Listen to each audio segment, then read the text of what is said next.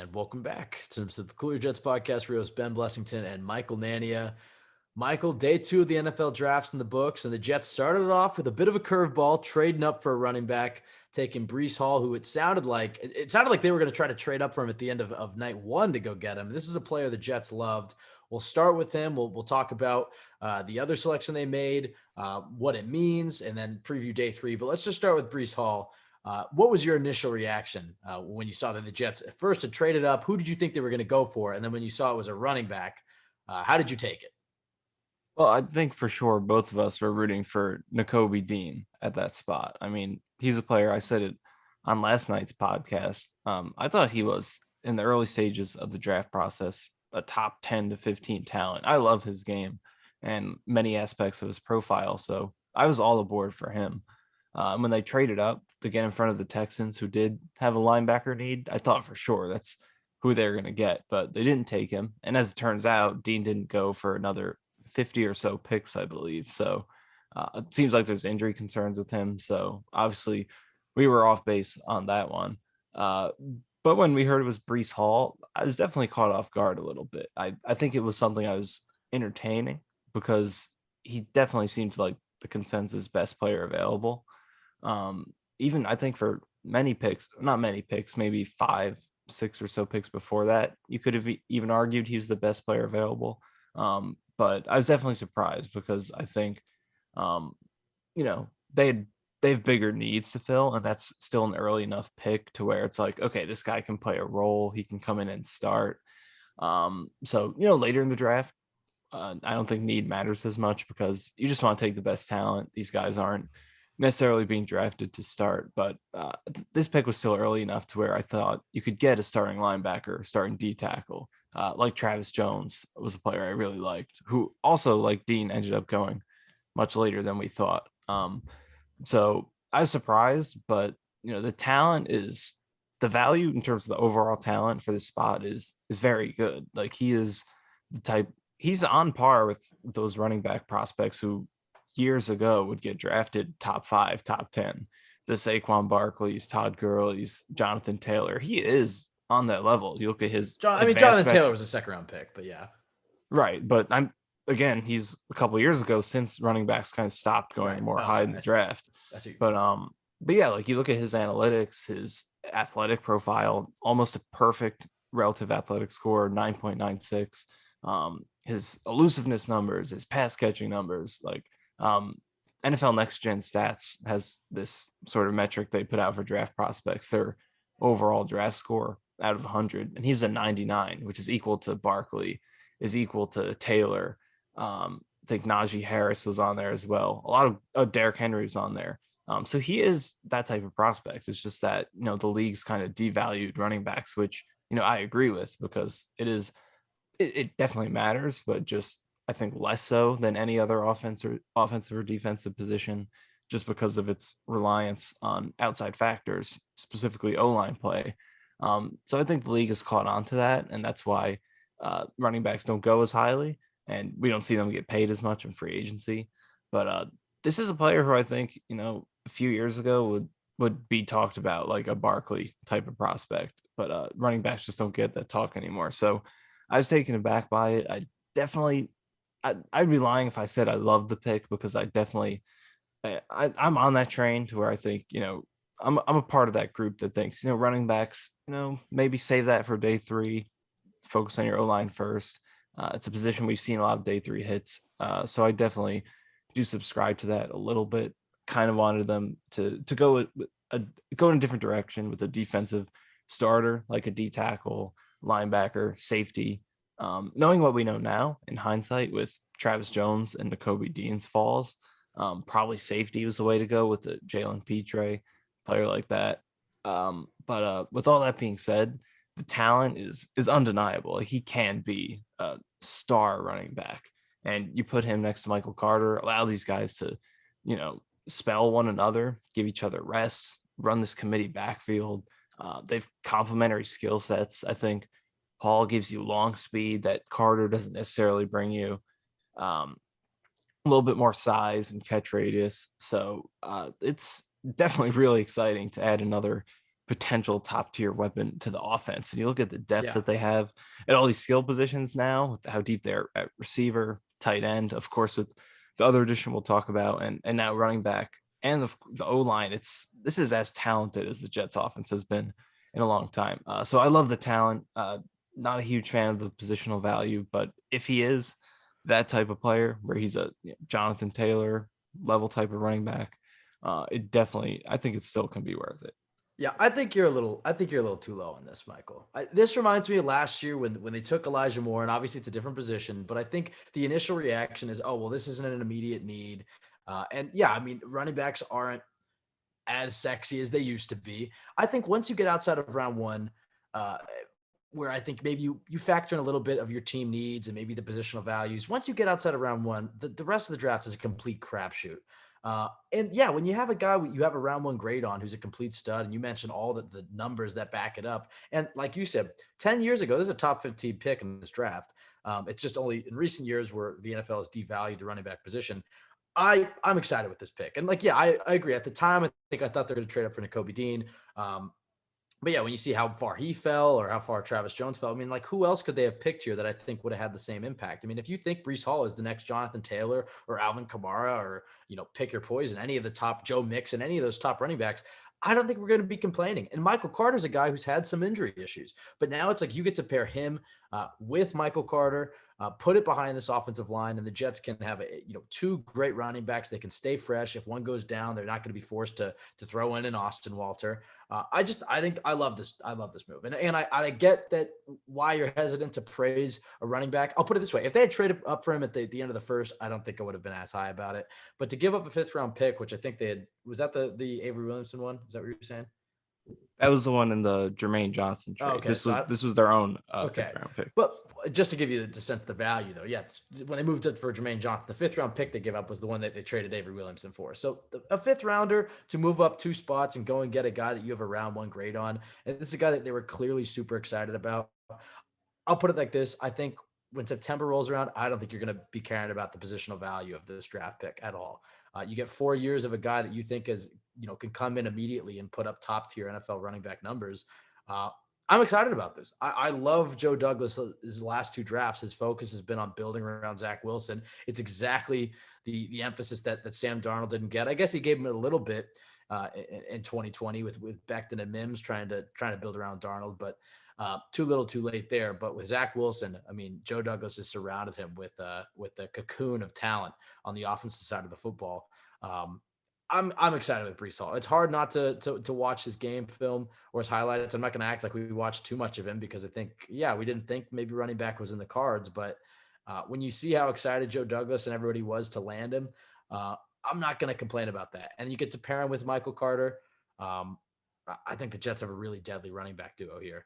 And when you have great running backs like this, you're not going to be facing too many 3 and outs. You're going to be in better short yardage situations. How many times last year was Zach Wilson put in those 2nd and 9 situations because they couldn't run the football? And I understand that it got better as the year went on. The offensive line got better, and a lot of that is directly correlated to the offensive line. But you get Becton back, you bring in Laken Tomlinson, you bring in Breece Hall, you add 2 tight ends, and the one they just drafted, who's a great blocker as well. The Jets are going to be able to impose their will like they haven't been able to, really since the Rex Ryan days. And that's what I'm expecting. And it's going to take a lot of pressure off of Zach Wilson. I love this pick. I don't think there's anybody else they could have picked. Knowing what we know now and how the board fell, that would have had me this juiced about. So I know you're a little lower on it, but I think you're going to come around in the next few months. And I know you love the player and it's just the positional value. But for me, once you get out of the first round, the positional value, especially since the Jets had 3 first-round picks where they attacked cornerback, edge, and receiver, I think they can go and take the sexy pick, go and take the running back, go and take the flashy pick who maybe isn't the best positional value. That's kind of how I feel. And I think, as I said, I think when the season rolls around, you might be a little bit more optimistic, and you'll break out your bootleg to Breece Hall jersey in a few months. That's my prediction. I think you will own a Breece Hall jersey. Do you agree with that? Right. I'm wearing my Elijah Moore jersey right now, which full disclaimer is not officially licensed NFL merchandise. It does come from overseas. So I agree with your prediction. That'll probably come true. But yeah, I think I agree. I'm already coming around on it. I think what's good for me is that I like when running backs are good at the stuff they can control, like don't drop passes. He's good at that. He had one drop each of the past 2 years. Um, he takes good care of the ball.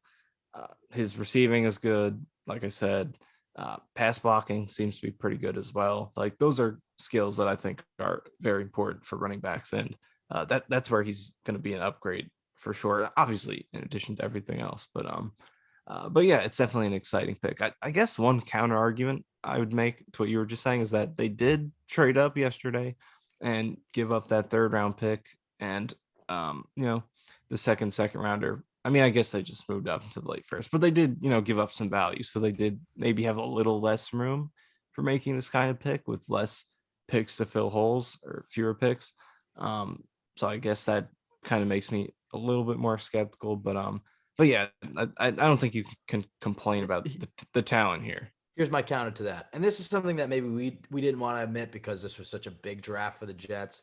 And maybe the general media doesn't want to admit because, there's a lot of content that comes out of the draft, all these debate shows and the draft itself and ad revenue and stuff.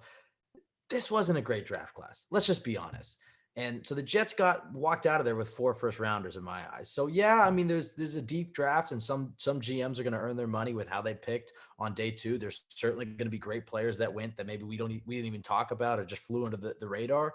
But for me, this wasn't the strongest draft class in the world. I like that Joe Douglas went and got the guys that they love. I mean, that's been their mission statement, at least the last 2 draft classes, is go and get the guys that everybody in the room loves. And I think you get the sense with all 4 of their picks that the room is really behind them. So I get what you're saying, but like when you already have 3 first round picks, you still have your thirds, you have 2 fourths. I mean, you last year you had a boatload of picks. It's not like the Jets are in need of more young players. Go and get the top guys and go and get the guys that you love. And I just love how he blends with Michael Carter. I love the identity that the Jets are forming in the offensive side of the football, that they're going to be able to run the ball. And look, if Michael Carter, when got injured, you're back throwing out Tevin Coleman and Ty Johnson and Austin Walter. And I know it's like, okay, well, you can survive there, but it's like, yeah, it's a lot better though to not just survive, to be able to put out a guy like a Breece Hall, who hell may end up being starting over Michael Carter. My question to you is, how do you think he meshes with Michael Carter when you look at their strengths and weaknesses?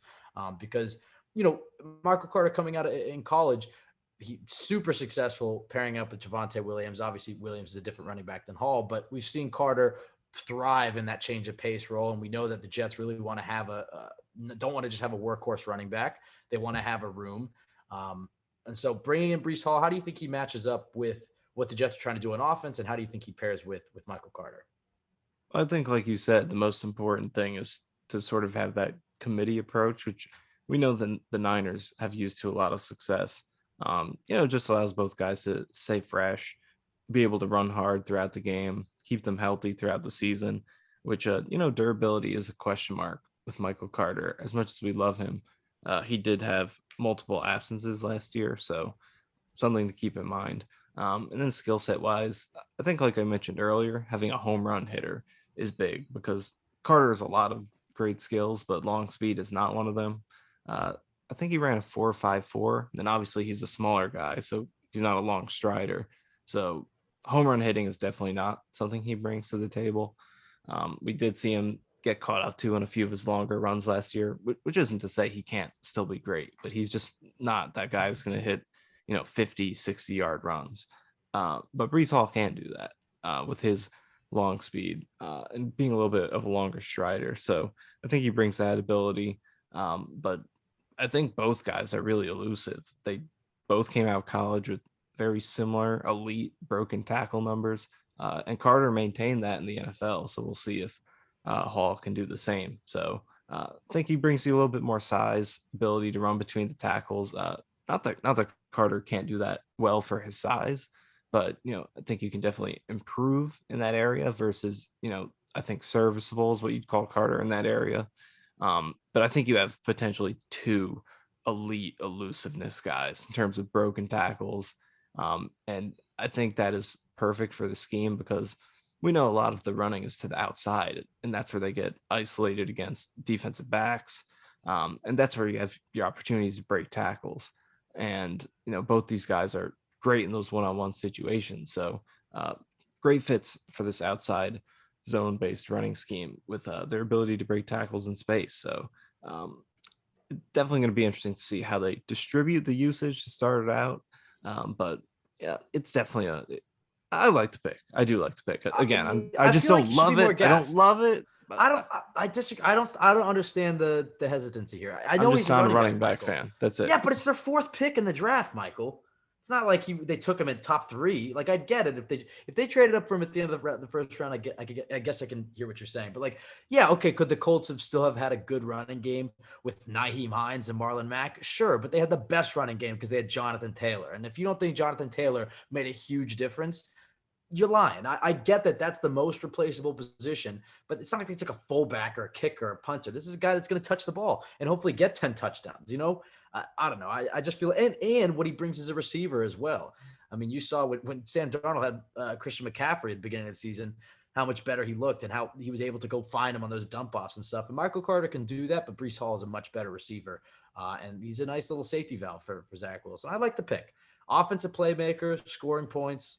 Put him behind this offensive line. The Jets are forming an identity. I don't want to just sound like a used car salesman and bumping everything that Joe Douglas does, but and as I said, if they traded up from at the end of the first round with that contract and the 5th-year option, I probably wouldn't have been as big of a fan of it. But moving up 2 spots, sacrificing a 5th, and getting a guy that you loved, who is one of the best players in this draft. Let's just be honest. It's just because he's a running back that he fell.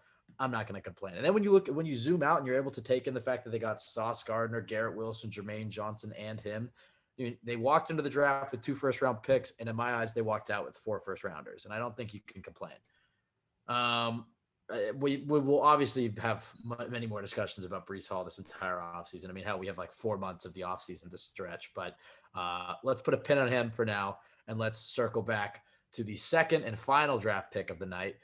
Michael, you and I were waiting on this Zoom call for hours, watching, some of your heartthrobs go by, and the Travis Jones, the Nakobe Deans, and eventually the Jets got to the podium. And you know what? They did exactly what what most Jets fans want to hear, and that's they announced somebody that Jets fans actually knew, Jeremy Ruckert, who we actually did watch some film on months ago when the Jets signed 2 tight ends. I think we kind of assumed, okay, you can cross tight end off the list in the first 2 days of the draft.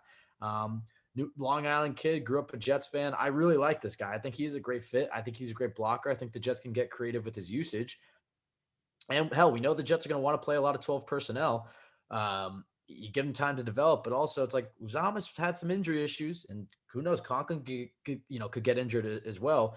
If you want to run 12 personnel, and Uzama goes down, this prevents you from having to throw a Kenny Yeboah out there. And there's no slander to Kenny Yeboah. Actually, I like him. But going back to last year, having to play those Dan Browns and those Ryan Griffins, just take the good players. Who cares about needs?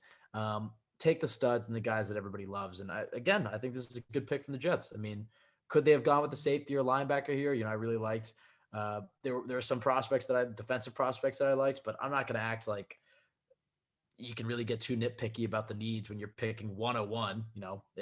I just don't think that the likelihood that you're going to land a starter here is very low. So you should just be trying to find the guys that you love and not trying to go shopping for needs.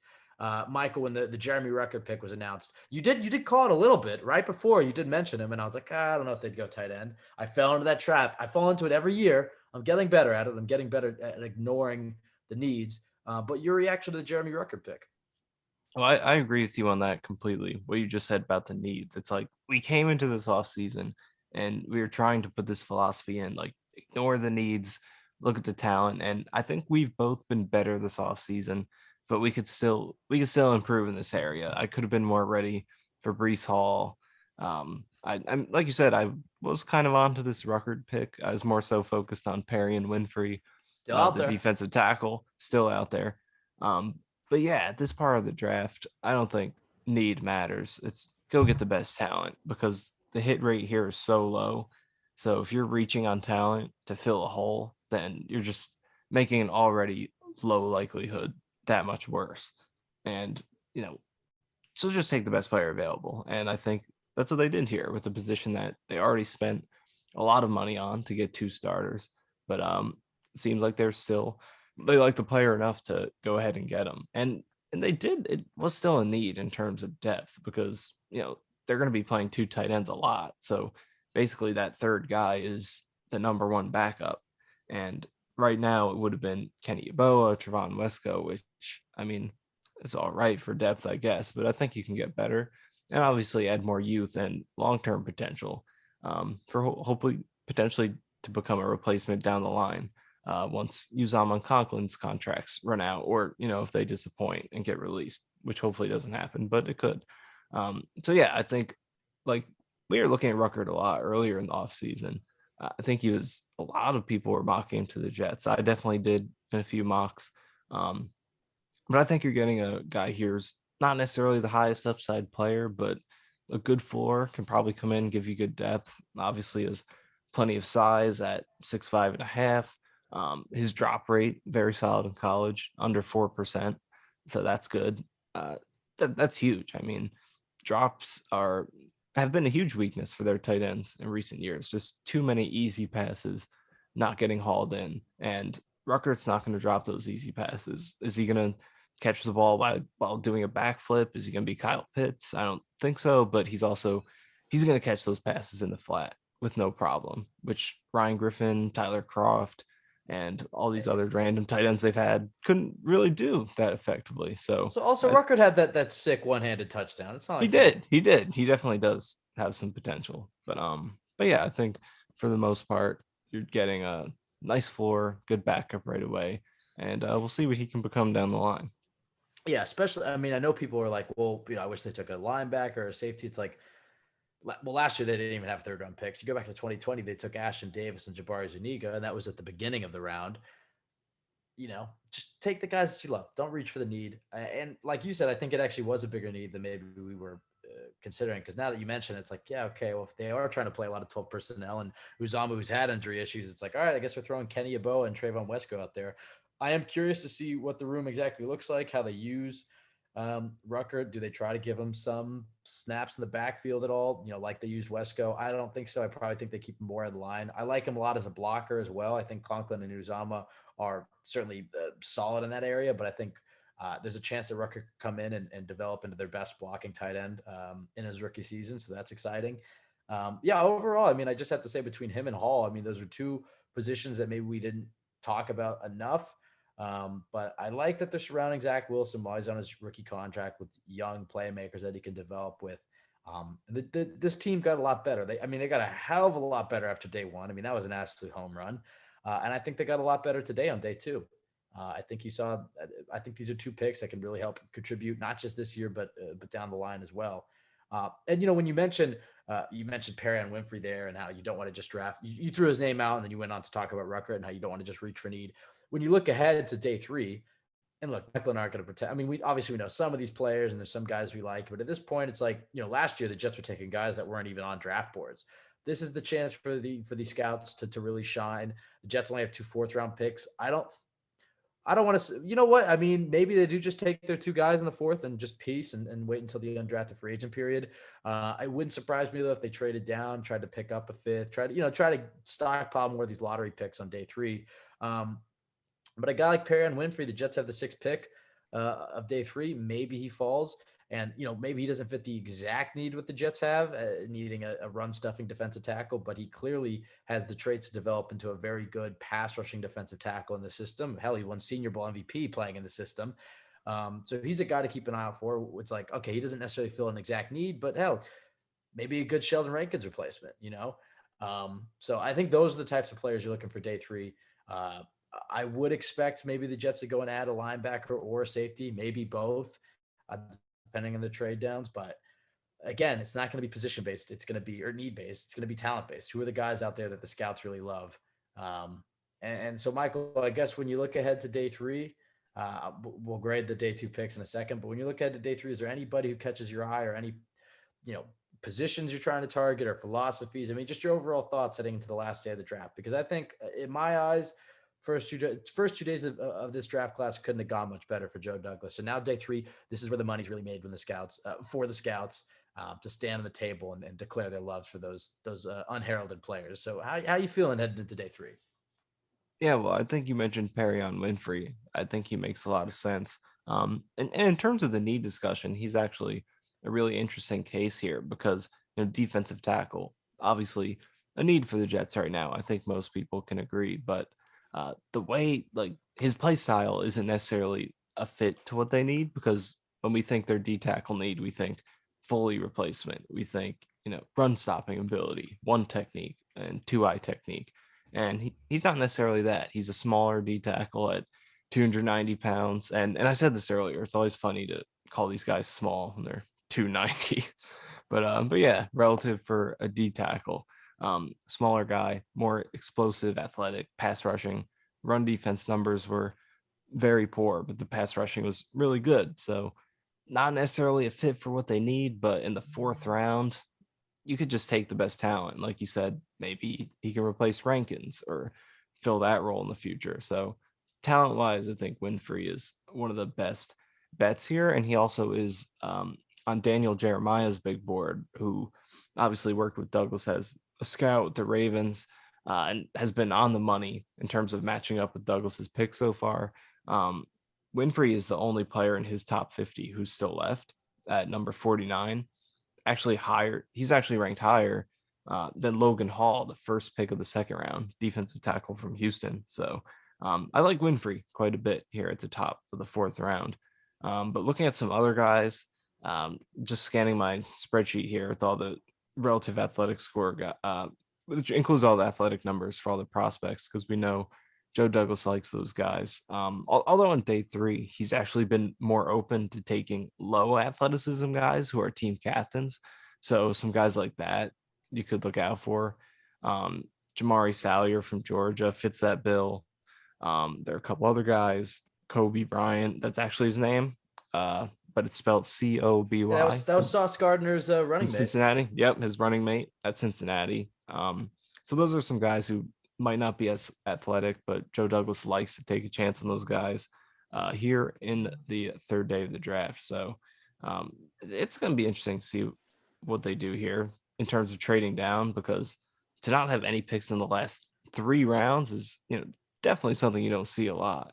So we'll see if they trade down or if they just go ahead and take these 2 picks, because I think what we've seen so far is, like you said, this is not a great class, if we're being honest. And instead of stockpiling picks, we've actually seen the opposite from Douglas, and he's gone and went out and got his guys. Stayed put at 4 and 10, trade up for Johnson, trade up for Hall, stayed put with the next pick that they had. So will he stick with that, just make these 2 picks, or will he try to stockpile a little bit? Yeah, I mean, and you say that, and it's still like, well, the Jets still picked 5 times and we're entering round 4. So it's like, that just shows you all the stockpiling of picks really paid off, because the Jets were able to move up and just go and get the guys that they really love. We've talked about it a lot. They're not going to draft for need, but if they were, some of the other holes that are remaining on this roster, linebacker, safety, maybe a swing tackle, defensive tackle, any guys in any of those positions. I know you mentioned some guys, but specifically the linebacker, safety, I think that the people who were, and this includes us, who are really saying, okay, well, if they're going to fill these needs in the draft, a lot of times we were mocking linebacker or safety in round 2 or round 3. Any guys on day 3 at those spots, swing tackle, anybody else that comes to mind when you look at those relative athletic scores, those team captains, or guys that they had experience at the Senior Bowl with? I mean, you threw Kobe Bryant out there. Another Cincinnati teammate to keep an eye on might be Darian Beavers, who the Jets coached at the Senior Bowl, another Cincinnati defender. Any thoughts on if they do look at if they do want to fill any of these needs, or if there's any other ones that you think of, who could potentially fill some of the last remaining holes? And obviously day 3 is not really an effective way to accomplish that, but I'm stalling to give you time, so just pick up whenever you. I was ready to go. Okay, well, your face, you kind of looked like, oh, let me scramble and find some names real quick. But go ahead. Sorry. I did need some time, so I appreciate it. But I was able to use it effectively and come up with a few answers here. So one guy who's interesting is Damon Clark from LSU, and it might be a little bit early at the top of the 4th round, because he's probably going to redshirt this year. I think he had a spinal cord contusion, something serious. But but listen, hear me out. The 3rd day of the draft here, we're not picking superstars necessarily. His production, though, at LSU, not too far off from some of the top linebackers in this class, from the Deans of the world. His coverage numbers are really good. Run defense, tackling, pressure, he has a lot of great numbers in production, and his athleticism is very high, 9.87, team captain. So he's probably a guy who would go in the, I would say maybe second round, if not for the injury, which obviously is serious. But I think if they wanted to take a shot on a guy like that, it would be interesting. Brandon Smith from Penn State, great athlete, 9.97 relative athletic score. Ooh. So those are a couple guys to look at. All right. But what are some of the other positions? Oh, safety. Looking at the safety board. At this point, I mean, maybe they have Joyner. I guess Ashton Davis is going to get another looking at the year. safety board, Pinnock? it's definitely not too intriguing in terms of safeties who are left. I think linebackers is there anybody a little more interesting. Is there anybody they could take that you'd rather, I guess, be developing instead of an Ashton Davis or an Elijah Riley or Jason Pinnock? I mean, at this point, Man, like I it was said, one thing. It was one thing to take like a Petrie or a Brisker, but at this right. point, it's like you're getting to the bottom of the barrel at safety. Yeah, I think it's the safety class. There was definitely a run on safeties today, second, third round. It's kind of barren there, but look, I like linebacker, offensive tackle. I think there are some good options there. Daniel Falele is still there. I don't think he's a Jets option because his athleticism is definitely not there. I think his athletic score is 2 point something. Yeah, it's very low. 2.41. So don't think he's a Jets guy with how athletic their offensive linemen are. But does seem like a value here. There are some other offensive tackles, Rasheed Walker from Penn State, Kellen Deesh, Arizona State, who were kind of mocked a little bit earlier. So in some mocks. So I don't know. It'll be interesting to see where they go with these two picks, but I definitely expect them to maintain what we've seen so far. This has been a very best player available draft for the most part. Yeah, I would expect that to continue. All right, two more questions for you. One, and I guess at the end of the draft, we'll go and give our individual grades for each pick. But I guess, how are you feeling after day two? I mean, I don't want to hear specific grades. We'll get into that, but just thoughts on the first two days for Joe Douglas, because the meat of the draft, the guys who are going to make impacts this year, they've all really been taken. I mean, obviously some of these day three picks may end up playing. We saw that with both Michael Carter's and Brandon Eccles and whatnot, but the meat of this class is already in the books. How are you feeling heading into day three? Yeah, well, I was absolutely thrilled, but then they took a running back. Oh, now I hate this class. I absolutely hate it. I think Joe Douglas should be fired immediately, in spite of everything he's done. Taking a running back, unforgivable. Okay, you're not even going to try to qualify that joke. You're just going to leave that out there for. I just want to leave it hang. Okay. Leave it hanging there for you to sort of react to. Thank you. All right, I was totally kidding. And let me clarify in the Breece Hall pick. I do like it. I'm just saying I don't absolutely love it. I think if he does go on to be that sort of player, I keep mentioning Taylor, but he does have very similar athleticism stuff. If he can be that sort of player, I think that justifies it. But if he's just like pretty good, then I'd probably rather go in another direction. But I still like the pick. Don't get me wrong. Yeah. I love asking you a question and then immediately cutting you off, because you bring up a good point to me. And you brought this up, I think, when we were talking, through these rounds. Sauce Gardner is a good example of a guy that you're fairly confident based off what he's put on, right, his tape, his analytics, his measurables. There's a lot there that you're going to say, okay, this guy at the very least is going to be a damn good football player with a super high ceiling. Don't you get the same sense from Breece Hall that it's not necessarily as much of a swing there? That I'm pretty confident. That's the thing with running backs. They're easily replaceable, but they're also pretty easy to tell whether or not they're going to be good. There's not too much projection involved in a running back. As long as the offensive line holds up, you're pretty confident that the Jets are going to at least be getting a good running back in Breece Hall. So I don't know. I mean, I think you're a little low on this. I'll be honest. I think when Breece Hall is scoring touchdowns at MetLife Stadium this fall, you're not going to really care about the positional value. I mean, who would you have taken? Who would you have taken instead of him? Because it sounds like you like him, but you wouldn't have taken him there. So who would you have taken at 38? Keep in mind that, well, I guess there was rumblings that the Texans may have taken him. So maybe Petrie would have been available. But who would you have taken instead? Well, obviously, we're going to remember this. We're going to follow the careers of both these guys. Well, I mean, when it was on the clock, we were talking about Dean and Jones, but obviously we miscalculated there.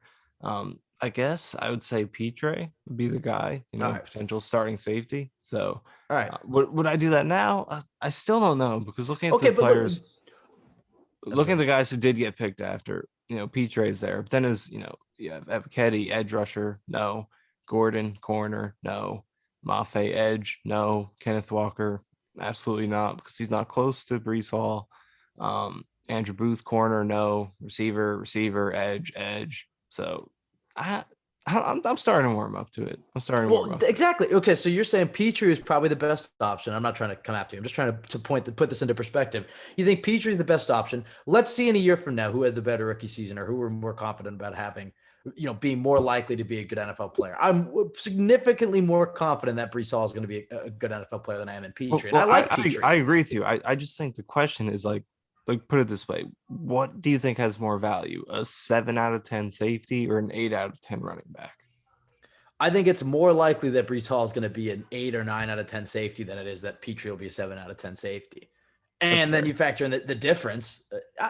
I just think it's like you get to day 2 of the draft in a shitty class. It's like, just take the best players. It's not like they took him at top 10. They already took 3 guys ahead of him. It's not like they passed up, a crucial need. It's like the Jets have holes, but it's not as dire as it's been in years past. I don't know. And it's, running the football is going to be a main focus for this team. You're pairing up Michael Carter, the rookie quarterback. I don't know. I just feel like you're being kind of low on this. It's like, I'm definitely not going to hate on this pick. If Nakobe Dean had went the next pick, maybe I would agree with you a little bit that, maybe they should have traded up and instead gotten Nakobe Dean. But knowing what we know now, it's like, there's a reason he fell that far. Those medicals had to be really dire for him to fall 50 picks. And Travis Jones, I like him a lot too, but, run stuffing defensive tackle. I like his upside as a pass rusher, but he also didn't go off the board for another 30 or 40 picks. So it's like the 2 guys that maybe we would have liked, and Petrie and Brisker were the other ones. It's like, I'm pretty confident that Breece Hall is going to be a good NFL player. This draft is a crapshoot. So take the guys that you love. I do agree with you. Like what you're like with him and Gardner, I think there are just so many boxes checked where it feels very likely they're going to be good. And no one's a lock. Nobody is. But these 2 guys are about as close as you can get, I feel like, just in terms of, both guys. Do they have the athleticism? Yes. Do they have the production? Yeah. Do they have the, fundamentals on film? Yeah.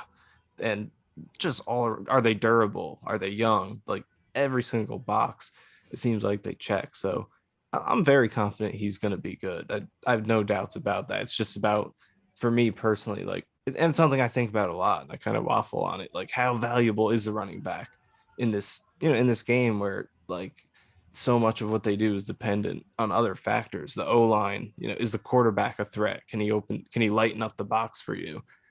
There are just a lot of different factors. So it's an interesting dilemma to think about, how much of their, because they'll put up their fantasy numbers, but of those 1,500 yards a star running back puts up, how much of that is him? How much of it is the surroundings? It's a hard thing to figure out. But how many? I am confident he's going to be good. So I do like the pick. The Jets took him because they think he's a tier 1 running back. How many yards did the Colts have run for without Jonathan Taylor, but they still would have had the same offensive line? That's kind of how I feel. And it's like when Breece Hall is out there in them stealth black uniforms and he breaks 4 tackles for a 50-yard touchdown run, you're telling me we're going to be caring about the positional value there? I'm not. I think we will be caring if Quincy Williams is still out there not knowing how to stop a screen, or LaMarcus Joyner, 32 years old, but not if Breece Hall's across the field. Not if Breece Hall's putting up 10 touchdowns a season, rushing for 1,500 yards. I mean, I don't know. I just I do have one counterpoint that I brought up to your. It's not Taylor exactly, but looking at the Browns, Nick Chubb missed a couple games last year. Dearness Johnson started for him. 22 carries, 146 yards, 6.6 yards per carry, and then 19 for 99, 5.2 yards per carry in the 2 games he started. And he's just a random undrafted guy. So do you think they could replace Jonathan Taylor and Alvin Kamara and Derrick Henry? And like, I see what you're saying. Like, obviously, there's a lot of running backs that you can mimic their production more so than other positions. But there's still a top tier. There's still those Joe Mixons that are up there that are going to put you over the edge, and that's what the Jets are looking for here. And you're pairing him with Michael Carter and this entire offense. I don't know. It's not like the Jets have a massive hole at running back. Or offensive line. It's not like 2 years ago when they went and spent for, or 3 years ago when they went and spent for Le'Veon Bell and put him behind a slapstick offensive line. it's like they have a pretty good offensive line, especially run blocking when you get Becton and Laken Tomlinson in there. So I don't know. I'm a lot higher on this pick than you are, especially seeing how things fell with Dean and Travis Jones. I don't think I would change anything here. It sounds like you still might change something there, and I'm going to hold you to that. We'll see in a year. See how Petry's performing against Breece Hall. I still don't know if I would, because like I wasn't. Now. No, listen, like I wasn't too high on Jalen Petre before, so I don't think I can sit here and say that I would rather take him. Like he wasn't one of my favorite guys coming into his day. I mean, I think you make a good point. Looking how it played out, like, I could say whatever I want about Dean or Jones, but I'm not a scout. I don't know their medicals. I don't know how they interviewed. I didn't watch 80 hours of their film. So looking the way it played out, it's like, oh, these guys aren't as good as I thought. So looking at the guys that were talented enough to go in this range, who probably were high in the Jets board, like other than Petre, it's all positions that they're absolutely not taking here. They're not taking another edge. Or I know we talked about positional need, but at this point in the draft, I don't think they're doubling up an edge, corner, receiver after already taking those positions in the first round. So I don't think I would do any of that. I'm on board with it. I am on board with it. There we go. I bullied you into submission there. You bullied me. You did. All right, last question. And maybe this is a topic maybe for our mailbag at the end of the draft, but I do want to talk about it for a second here. You did a lot of work coming into this draft about the trends of Joe Douglas, and this will help preview day 3 about the trends of how he drafts with the guys with the high athletic scores and the guys who are team captains. And we kind of had some preconceived notions about who Joe Douglas was. And this goes back to before last year's draft. We kept saying, we're going to find out a lot about who Joe Douglas is as a GM. And we saw him trade to Prey VT, and we saw him take Elijah Moore, and they landed Michael Carter. We're like, all right, so, he's drafted offense. He was a little bit more aggressive than we thought he might be. And then this draft took that to another extreme. I guess, how have your notions of Joe Douglas as a GM changed, if at all, through the first few days of the draft? And does it affect how you view him drafting day 3? You talked about, do they just take the 2 guys at the top of the 4th, or do they trade back? I mean, just you're midway through or 2/3 of the way done with the draft. How did your expectations of how Joe Douglas was as a drafter change over the weekend? I think it changed a little bit. Some of the trends that I brought up, which I definitely knew. We were only looking at 2 drafts, so it wasn't totally likely that it was a sign of things to come, being only 2 drafts, especially with 2 different coaches. But he did go away from some of those trends, like Garrett Wilson, for example. I had mentioned him in one article as a guy who they'd be unlikely to pick based on his athleticism. His RAS wasn't great. It was only 777. So that was one of the lowest numbers among guys who went in the first round. Obviously his 40 time was good, but I think his vertical and his not his vertical. I think it was his shuttle that wasn't great. So his RAS wasn't amazing, and it was well lower than most of his first and second and third round picks. But he still went with him. So definitely bucked that trend a little bit. Other than that, I think it was definitely good to see him for the first time. We definitely saw a different positional value here in the first round. It was good to see him go away from, it was good to see him, like we talked about yesterday, not force like trenches. This is what we do. Still haven't taken a trench player yet. So I guess unless you want to count tight end, that doesn't really count. So yeah, no trench players yet, which I think is good, because you want to have a balance with team building. You want to know what your philosophy is, absolutely, and supplement it, but you also don't want to be, so married to that to where it's like you're bypassing talent to, take players who fit your scheme. You want to think about that, but you also want talent. So like the Sauce Gardner pick, best player available, take him. I know cornerback is an A1 in this scheme compared to pass rusher, but it's still very important. So take the best player if it's a corner. Then same thing with taking Garrett Wilson, projecting the run on receivers was going to happen, taking him before that and realizing you could get edge later. And I don't think they projected Johnson to fall that far, but they were probably ready to maybe attack edge in the second round if that didn't happen. And they knew that, I think it was a good projection by Douglas to see that receiver would have a bigger drop off if he passed on it than edge at number 10. And he did turn out to be right in a very surprising way. And then today, I think as much as I've criticized the Breece Hall pick, I still like valuing talent above all. That's definitely a pick you make with conviction based on your board to take a running back there and trade up for him. So again, I like it, just trusting your scouting and balancing that need, talent, and scheme compatibility and philosophy, balancing all those things really well. So this definitely, and also trading up twice is definitely different compared to first two drafts. First draft, a lot of trading down. Last year we saw one big trade up in the first round, then a few trade downs. This year we're 2 days in, two trade ups, none down. So Douglas has shown a lot of willingness to do different things, and I think that's what's great. He is now 3 drafts in, pretty tough to figure out in terms of his trends. I think he's been open-minded and willing to bend, do different things, and balance all these different factors that we've talked about. So I really like the balance that he's shown. I guess that'll do it for us, Michael. We will be back tomorrow. I know it's like 12:30 your time, so go to bed. We have a big day tomorrow. Even though the Jets only two picks so far, I kind of feel like they're going to trade back and add some more, especially if Winfrey's gone. But you know what? They passed to Winfrey, so maybe even with Winfrey on the board, I would expect to see a trade back here. Try to add as many lottery picks as possible, and fill out the rest of the roster and attack some of the holes. But as we said, Jets today took 2 guys they loved.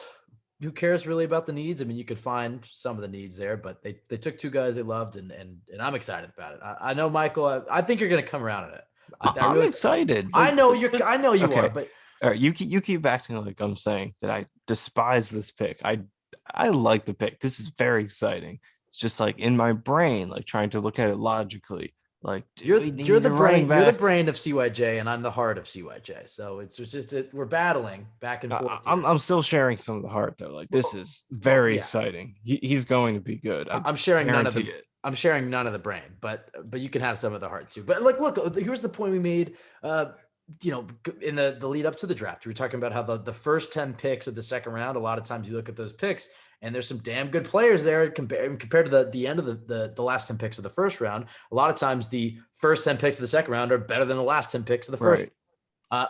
Look at the first 10 picks of this draft. I'm telling you, Breece Hall just stands out to me as one of those guys. It's like, all right, he fell because people don't really value running back, but he's the best player in those top 10 picks.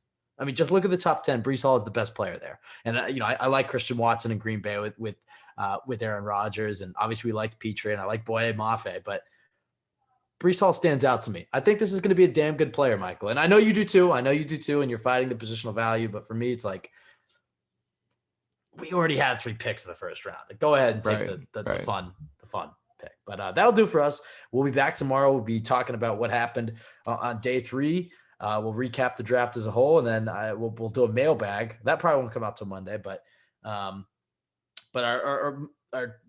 podcast that will come out tomorrow will be recapping, day 3 of the draft and whatnot, the drafts as a whole, giving our draft grades and whatnot.